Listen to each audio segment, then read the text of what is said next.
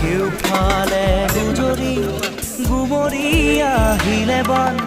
উটুৱাই নিলেহি গাঁওখন সুখৰে ঘৰখন পলকতে উটি গৈ গোহালিৰে গৰুহাল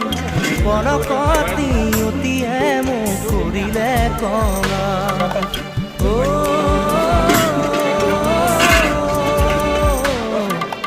উটুৱাই নিলেহি গাঁওখন সুখৰে ঘৰখন